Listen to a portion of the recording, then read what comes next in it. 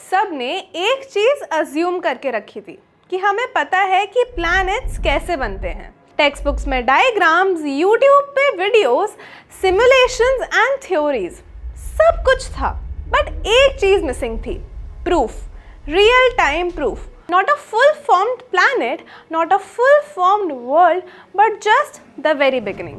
Hi guys, this is Kanishka and you're watching The No Cap.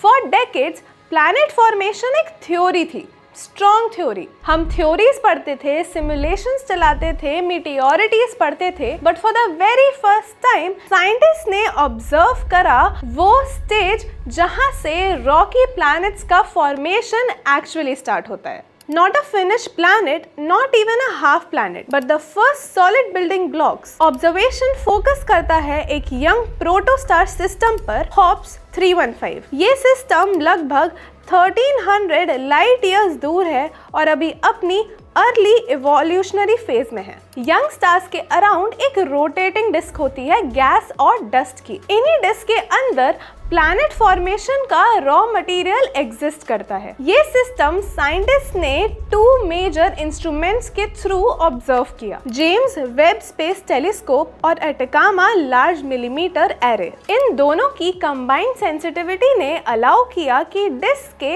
Inner reason की chemistry को और detail में analyse किया जाए।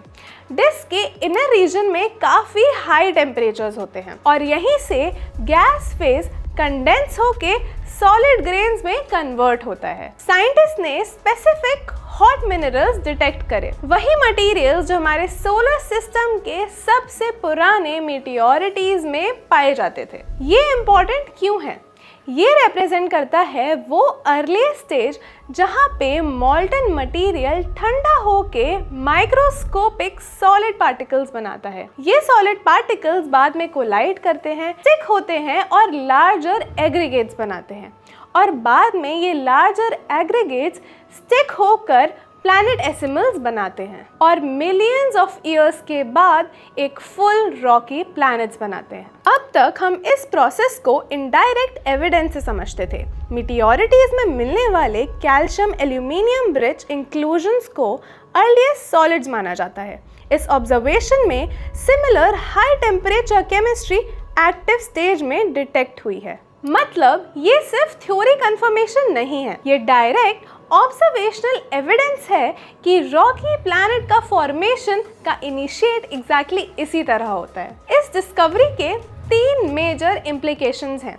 सोलर सिस्टम कंपैरिजन, जो चीज 4.6 बिलियन साल पहले हमारे सोलर सिस्टम में हुई थी वो एक आइसोलेटेड इवेंट नहीं लगता। प्लैनेट फॉर्मेशन टाइमलाइन, अब हमें पता चल गया है कि सॉलिड मटेरियल का फॉर्मेशन स्टार के बर्थ के अर्ली फेज में हो सकता है। एक्सोप्लैनेट अंडरस्टैंडिंग, अगर सॉलिड मटेरियल का फॉर्मेशन कॉमन हो सकता है तो प्लैनेट फॉर्मेशन भी कॉमन हो सकता है। ये ऑब्जर्वेशन एक गैप लिंक फिल करता है गैस डिस्क से सॉलिड प्लैनेट के ट्रांसफॉर्मेशन के बीच का फर्स्ट स्टेप। अब हम सिर्फ एक्सोप्लैनेट्स को स्टडी नहीं कर रहे हैं, एक यंग स्टार सिस्टम में हाई टेम्परेचर रीजन में solid building blocks actively form हो रहे हैं। ये प्लैनेटरी बर्थ का एक स्टार्टिंग फ्रेम है और साइंटिफिकली ये मूवमेंट एस्ट्रोनॉमी के लिए एक माइलस्टोन है। For more such content subscribe to our channel the No Cap. I am Kanishka and see you in the next video.